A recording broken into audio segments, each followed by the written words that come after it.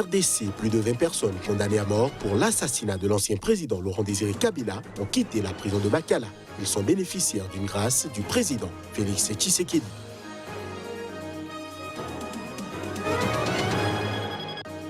La France est déterminée à continuer à accompagner le Burkina Faso en proie à une augmentation sans précédent depuis plus de 5 ans des violences à majorité djihadiste. C'est ce qu'a déclaré Jean-Yves Le Drian à Ouagadougou.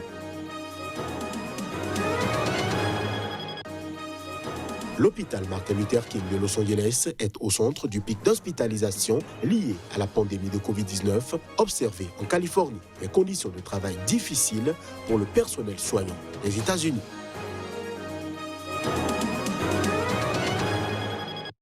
C'était les titres de ce point de l'actualité de la mi-journée sur Sika. À tous et chacun, bonsoir. Plus de 20 personnes condamnées à mort pour l'assassinat de l'ancien président RD congolais Laurent-Désiré Kabila, bénéficiaire d'une grâce du président Félix Tshisekedi, ont quitté la prison de Makala. À Kinshasa, plus d'une centaine de personnes ont pris d'assaut l'enceinte de la prison pour saluer leur libération.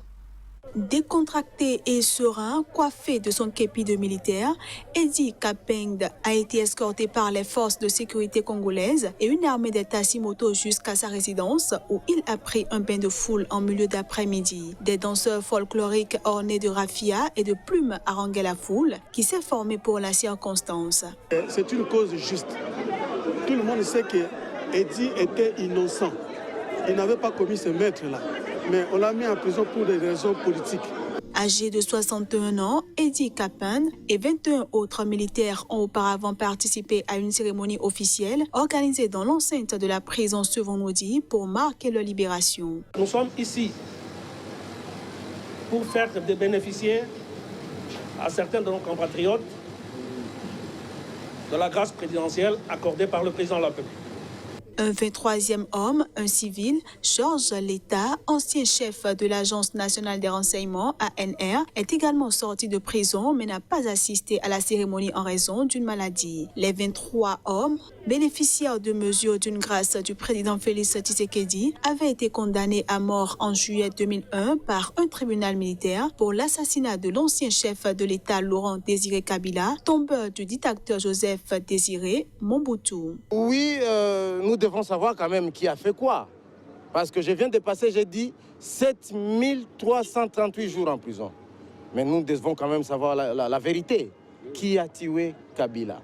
Acteur central des deux guerres du Congo, Laurent-Désiré Kabila a été assassiné le 16 janvier 2001 dans son bureau par l'un de ses gardes du corps, tué par le colonel Edi Kapeng, alors aide de camp du chef de l'État, immédiatement après avoir tiré sur le président. La mesure de grâce a été prise par le président Félix Tshisekedi le 31 décembre dernier, après que le chef de l'État a mis fin le 6 décembre à la coalition qu'il formait avec le camp de son prédécesseur et fils du défunt président Joseph Kabila. Le musicien ougandais est devenu politicien et candidat à la présidentielle, Robert Kyagulanyi, alias Bobi Wine, a condamné le transfert de ses collaborateurs et partisans devant un tribunal militaire après leur détention le mois dernier pendant la campagne électorale. Ces sorties sont autant fréquentes que la répression du régime du président Yoweri Museveni à l'approche des élections présidentielles législatives du 14 janvier.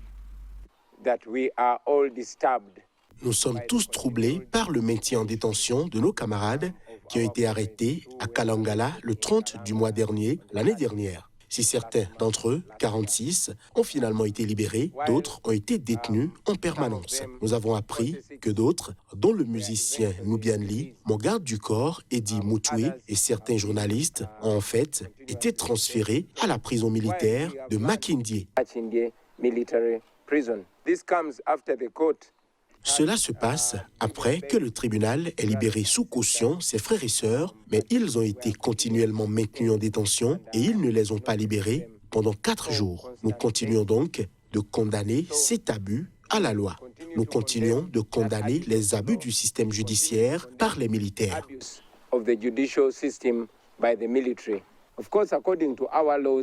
Selon nos lois, les civils ne sont pas censés être jugés par des tribunaux militaires, mais encore une fois, comme je l'ai dit, l'Ouganda n'est pas régi conformément à la loi C'est pourquoi le général Museveni peut ordonner des meurtres de masse. C'est pourquoi la commission électorale peut prendre la responsabilité du ministère de la Santé. C'est pourquoi l'armée et la police prennent en charge une élection qui relève de la commission électorale. Je l'annonçais en titre, la France est déterminée à continuer à accompagner le Burkina Faso en proie à une augmentation sans précédent depuis plus de 5 ans des violences à majorité djihadiste. C'est ce qu'a déclaré le ministre français des Affaires étrangères, Jean-Yves Le Drian, à Ouagadougou. La France est déterminée à continuer à accompagner le Burkina Faso dans le domaine de la sécurité et dans sa politique de développement économique et social.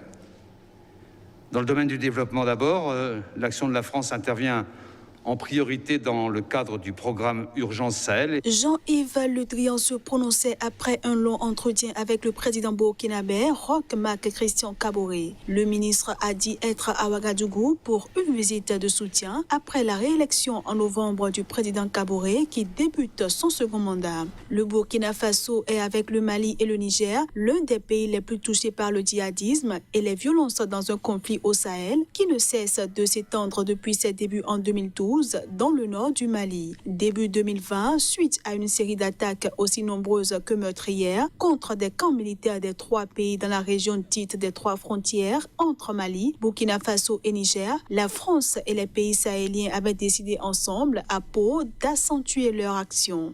Et pour faire face aux besoins humanitaires croissants au Burkina Faso, la France a augmenté de manière significative ses engagements financiers.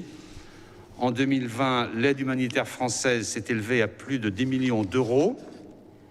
Elle sera renouvelée en 2021 à cette hauteur. La France est présente au Sahel depuis 2013. Elle dispose aujourd'hui de 5100 soldats engagés, mais examine actuellement l'évolution de cet engagement. Fin décembre, 5 soldats français sont morts dans l'explosion de 2 mines artisanales à quelques jours d'écart, portant à 50 le nombre de soldats français tués dans la région. Mesdames, Messieurs, cette édition se poursuit de graves anomalies et c'est ce qu'aurait révélé un audit comptable et financier du centre de prise en charge médicale intégré du nourrisson et de la femme enceinte atteint de drépanocytose au Bénin. Le rapport de cet audit approuvé en Conseil des ministres ne contiendrait que de fausses allégations. L'accusé, le professeur Chérifdine Raimi, anciennement directeur du centre, était face à la presse pour apporter sa version des faits. C'est un homme choqué dans son amour-propre qui était face à la presse ce jeudi à Cotonou. Le 23 décembre 2020, l'opinion publique a suivi le compte-rendu du Conseil des ministres qui évoquait entre autres de graves anomalies relatives au fonctionnement du centre de prise en charge médicale intégré du nourrisson et de la femme enceinte atteint de drépanocytose, CPM-INFED. Au banc des accusés, cet homme, ancien directeur du dit centre, qui tenait à livrer sa version des faits devant micros et caméras.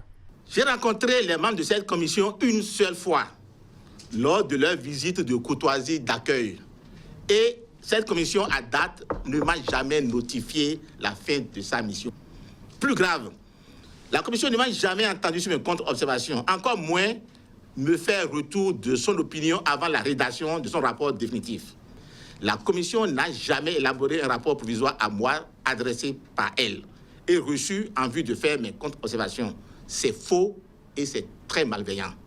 L'autorité ministérielle aurait-elle menti ou du moins glissé sur la vérité dans ce dossier? Celui qui est incriminé aujourd'hui en Conseil des ministres s'attendait plutôt à recevoir des lauriers pour un centre qu'il dit avoir bâti pierre après pierre et dont la performance aurait même été saluée par l'Organisation mondiale de la santé.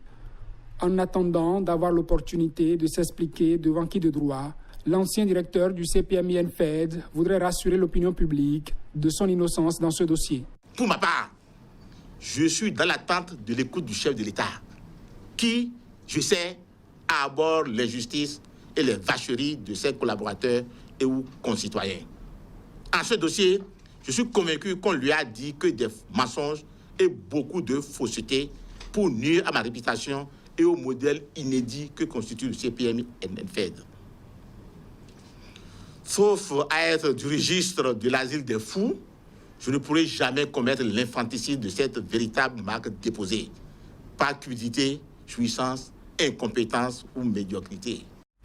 L'hôpital Martin Luther King de Los Angeles, situé dans les quartiers défavorisés du sud de la mégapole californienne, est au centre du pic d'hospitalisation lié à la pandémie de Covid-19 observée en Californie. Avec plus de 200 patients pour 131 lits, une partie du personnel soignant accueille les malades dans une tente installée à l'extérieur de l'hôpital, pendant que l'autre partie gère le service des soins intensifs à pleine capacité, de quoi attiser la colère de certains soignants qui ne comprennent pas ceux qui ne respectent donc pas les gestes barrières.